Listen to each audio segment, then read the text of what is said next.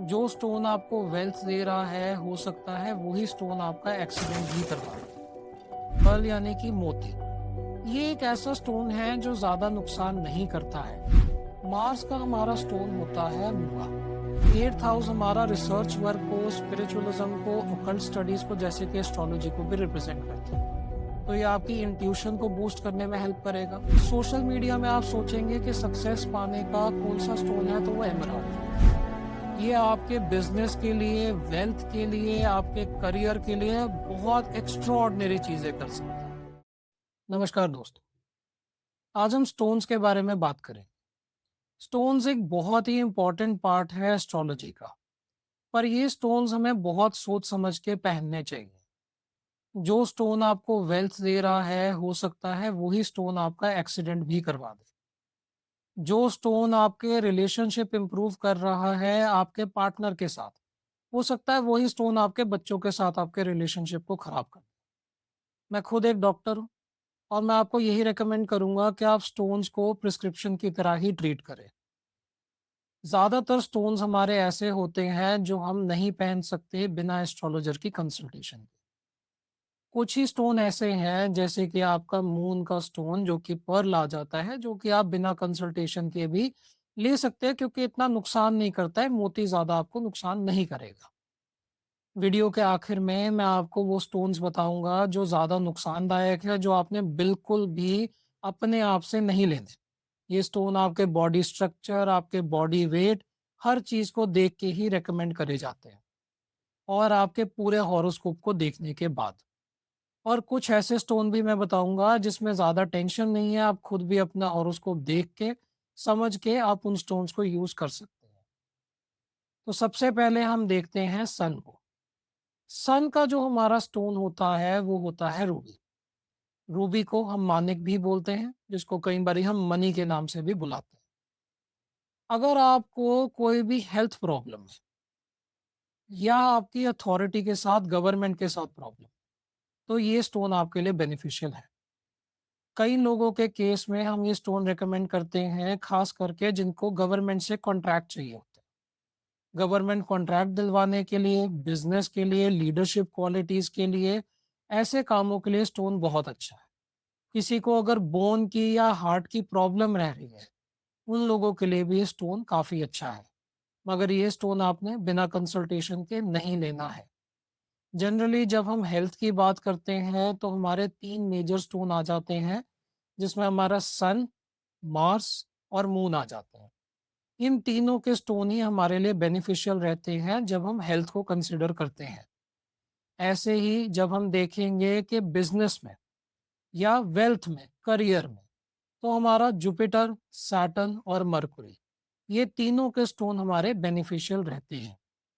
इसी तरीके से जब हम रिलेशनशिप्स देखते हैं तो जुपिटर, वीनस और मून, ये तीनों स्टोन हमारे रिलेशनशिप्स के लिए, स्पेशली हमारा रिलेशन जो हमारे पार्टनर के साथ है, ये तीनों स्टोन बेनिफिशियल रहते हैं। जैसे जैसे हम आगे बढ़ेंगे मैं आपको बताता रहूंगा, वीडियो के एंड में मैं आपको फिर से एक बारी कैटेगरीज को समझाऊंगा ताकि आपको पता हो कि किस तरीके से डिवाइड करा हुआ है। अगला स्टोन हम देख लेते हैं मून। मून स्टोन का मतलब है कि आपका पर्ल। पर्ल यानी कि मोती। ये एक ऐसा स्टोन है जो ज्यादा नुकसान नहीं करता है। जनरली अगर मून स्टोन कोई भी पहन रहा है तो आपकी हेल्थ को, आपकी वेल्थ को ज्यादा नुकसान नहीं होगा। मगर आपने ध्यान क्या रखना है, सन के अंदर हमने पांचवी राशि देखनी थी, यहाँ पे हमने चौथी राशि देखनी है कि आपकी चौथी राशि कहाँ बैठ रही है और मून खुद कहाँ बैठा है।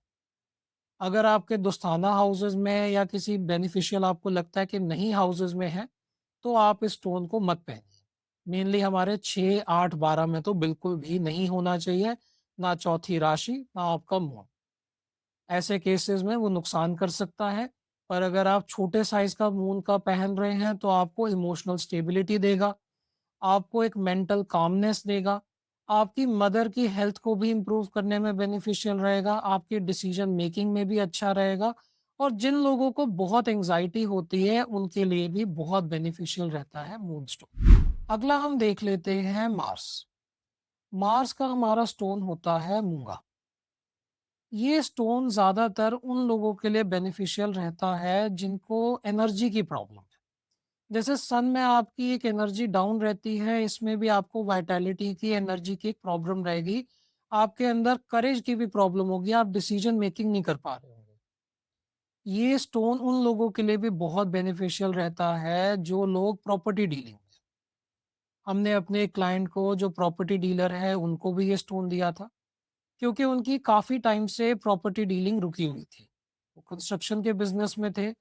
ऐसे में ये बहुत बेनिफिशियल रहता है, पर यहाँ पे भी आपने राशि ज़रूर देखनी है, मार्स की पोज़ीशन देखनी है। इसमें आपको 1 नंबर और 8 नंबर राशि देखनी है कि आपकी कहाँ पे। 1 नंबर और 8 नंबर अगर आपकी राशि अच्छी पोज़ीशनिंग में है, तो ये स्टोन आपके लिए बेनिफिशियल रहेगा। मगर ये भी आपने बिना कंसल्टेशन के नहीं लेना है। जैसे आप मोती बिना कंसल्टेशन के भी ले सकते हैं, ये स्टोन आपने बिना कंसल्टेशन के बाय नहीं करना है। अगला स्टोन हमारा आ जाता है दोस्तों एमराल्ड, यानी कि पन्ना। ग्रीन कलर का स्टोन होता है और ये बहुत बेनिफिशियल रहता है जो लोग बिजनेस करना चाहते हैं। ये उन लोगों के लिए भी बहुत बेनिफिशियल है जो आपके सोशल मीडिया में है। तो सोशल मीडिया में आप सोचेंगे कि सक्सेस पाने का कौन सा स्टोन है, तो वो एमराल्ड है। एमराल्ड सोशल मीडिया में जल्दी सक्सेस दिलवा सकता है। इसमें भी आपको अपनी 3 नंबर और 6 नंबर राशि देखनी होगी और मरकुरी की पोजीशनिंग भी। सपोज़ करिए आपका मरकुरी 3rd हाउस में ही बैठा है, तो बहुत ज़्यादा पावरफुल हो जाएगा एमराल्ड पहनने से, आपको सक्सेस मिलने के चांसेस बढ़ जाएँगे। अगर बाय चांस 3rd हाउस में बैठा है और 6 नंबर या 3 नंबर राशि 11वें हाउस में या 2nd हाउस में है, तो और ज़्यादा बेनिफिशियल हो जाएगा, आपको सक्सेस भी और वेल्थ भी बहुत ज़्यादा देगा, स्पेशली 11th हाउस में। ये एक ऐसा स्टोन है जो हमारा बेनिफिशियल रहता है स्टूडेंट्स के लिए भी। एक स्टूडेंट को भी हमने रिकमेंड करा था क्योंकि वो अपने स्टडीज़ में थोड़ा-सा उनको प्रॉब्लम आ रही थी। ये स्टोन आपको राइटिंग के स्किल्स में, लर्निंग के स्किल्स में भी बेनिफिट करता है, तो ये कुछ हद तक परफेक्ट रहता है स्टूडेंट्स के लिए। जर्नलिज़्म में भी ये स्टोन काफ़ी यूज़ होता है, आप देखेंगे कहीं जो जर्नलिस्ट होंगे, वो भी ये स्टोन का यूज़ करते हैं। एमराल्ड आपके इस टाइप की चीज़ों में, पब्लिक इमेज में भी हेल्प करता है। अगला स्टोन हमारा आ जाता है पुखराज, जिसको हम येलो सफ़ायर भी कहते हैं। ये जुपिटर का स्टोन है जो कि काफ़ी बेनिफिशियल होता है ज़्यादातर लोगों को। इसमें भी आपने 9 नंबर और 12 नंबर राशि देखनी है और जुपिटर की प्लेसमेंट देखनी है। अगर आपके जुपिटर की प्लेसमेंट अच्छी है, तो पुखराज एक ऐसा स्टोन है जो आप बिना कंसल्टेशन के पहन सकते हैं। इसमें ज़्यादा कोई प्रॉब्लम नहीं आती है। आपको छोटा पुखराज लेना है और पुखराज में 2 टाइप के आपको मिलेंगे। एक आपका होगा व्हाइट कलर का और एक होगा येलो कलर का। कुछ वीडियोज़ में आपने देखा होगा कि मैंने भी एक स्टोन पहना हुआ है जो कि पुखराज है। ये हमारा जनरल विज़डम को, प्रॉस्पेरिटी को, इन चीज़ों को बूस्ट करता है। ये हमारे रिलीजियस वर्क में, स्पिरिचुअलिज़्म में भी अच्छा होता है। कोई भी अगर रिलीजियस वर्क में इन्वॉल्व्ड है, उनके लिए भी बेनिफिशियल रहेगा। कोई अगर जुडिशियल वर्क में भी है या बैंकिंग सेक्टर में है, उनके लिए भी जुपिटर काफ़ी बेनिफिशियल रहता है। जुपिटर में अगर ख़ास करके आप स्पिरिचुअल वर्क में हैं, आपका लग्नेश है सपोज़ करिए, तो यहाँ पे रूल्स थोड़े से चेंज हो जाते हैं। यहाँ पे दोस्ताना ज़रूरी नहीं है कि बुरा रहेगा। अगर जुपिटर आपका 8th हाउस में बैठा है, वैसे तो ये दोस्ताना हाउस है, बुरा हाउस माना जाता है। मगर 8th हाउस हमारा रिसर्च वर्क को, स्पिरिचुअलिज़्म को, ओकल्ट स्टडीज़ को, जैसे कि एस्ट्रोलॉजी को भी रिप्रेज़ेंट करता है। तो ये आपकी इंट्यूशन को बूस्ट करने में हेल्प करेगा, आपको वाइज़ बनाएगा, आपके नेचर को इम्प्रूव करेगा। तो हमें इस केस में और भी चीज़ें कंसिडर करनी होती हैं, पर Jupiter usually most of the positions में अच्छा है, इसकी राशियाँ ज़रूर चेक करिए, मगर ये एक ऐसा स्टोन है जो आप पहन सकते हैं बिना कंसल्टेशन के भी।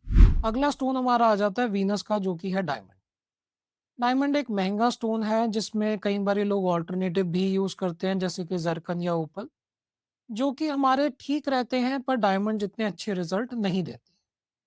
ये एक ऐसा स्टोन है जो आपकी मैरिज के लिए, आपके रिलेशनशिप्स के लिए बहुत अच्छा है। ये रिलेशनशिप्स के अलावा अगर कोई आर्टिस्ट है, म्यूज़िक इंडस्ट्री में है, फ़िल्म इंडस्ट्री में है, उसके लिए भी बहुत अच्छा है। यहाँ पे भी हमें राशि देखनी होगी, वीनस की राशि आपकी 2 और 7, और वीनस की आपको प्लेसमेंट देखनी होगी। अगर ये चीज़ें अच्छी हैं, तो आप कंसल्टेशन के बाद डायमंड का यूज़ कर सकते हैं। उसमें भी आपको देखना होगा कि आपका बॉडी स्ट्रक्चर कैसा है, बॉडी वेट कितना है, उसके हिसाब से ही आपको डायमंड लेना है।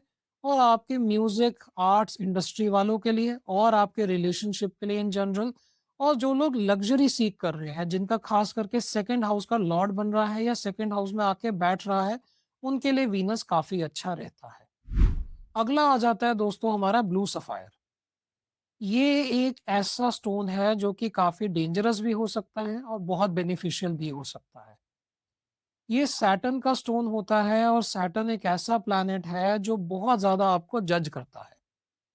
ये एक सेलेस्टियल जज है, ये एक ऐसा प्लैनेट है कि अगर जिसको आप स्टोन से ट्रिक करने की कोशिश करेंगे तो ज़रूरी नहीं है कि वर्कआउट करे। कई बारी सैटर्न आपको ऐसे केसेस में पनिश भी कर सकता है। सैटर्न की राशि हमें देखनी होगी जो कि 10 और 11 है। सैटर्न की पोजीशन देखनी होगी तभी ये स्टोन वर्क करेगा। ऐसे बहुत कम केसेस होते हैं जिसमें हम ब्लू सफायर को रेकमेंड करते हैं। एक ऐसे थे जिनका 10वें और 11वें का लॉर्ड बैठ रहा था और 11वें ही हाउस में बैठा था। उनके केस में भी हमने उनको ब्लू सफायर दिया उनके हिसाब से। उसके बाद आपको टेप से उसको बाँधना होता है। आपको ये देखना होता है कि आपको रात को कैसे सपने आ रहे हैं। कहीं आपको एक्सीडेंट का सपना तो नहीं आ रहा, कोई बीमारी का सपना तो नहीं आ रहा, क्योंकि उससे आपको एक इंट्यूशन, एक आइडिया लग सकता है कि स्टोन आपको सूट कर रहा है कि नहीं। तो हमने उन्हें वो स्टोन दिया, उन्होंने 6-7 दिन तक पहना। उनके लिए बेनिफिशियल लगा, तो उन्होंने उसको फिर एक रिंग के अंदर पहन लिया। मगर इसमें हमें बहुत ध्यान से देखना होगा क्योंकि रिज़ल्ट भी बहुत जल्दी देते हैं। बाकी स्टोन हमारे टाइम लगाते हैं, ब्लू सफ़ायर आपका जल्दी रिज़ल्ट देता है, कई बारी कुछ ही दिनों में आपको फ़र्क दिखने लग जाएगा। ये आपके बिज़नेस के लिए, वेल्थ के लिए, आपके करियर के लिए बहुत एक्स्ट्राऑर्डिनरी चीज़ें कर सकता है। मगर एक्सीडेंट भी करवा सकता है, आपके रिलेशनशिप्स को ख़राब भी कर सकता है और कई केसेज़ में वेल्थ को ख़त्म भी कर सकता है। तो ज़रूर आप इसको कंसल्टेशन से पूछ के, मुझसे नहीं, आपको जो भी एस्ट्रोलॉजर पसंद है, उनसे पूछ के कन्फर्म करके ही पहनिए।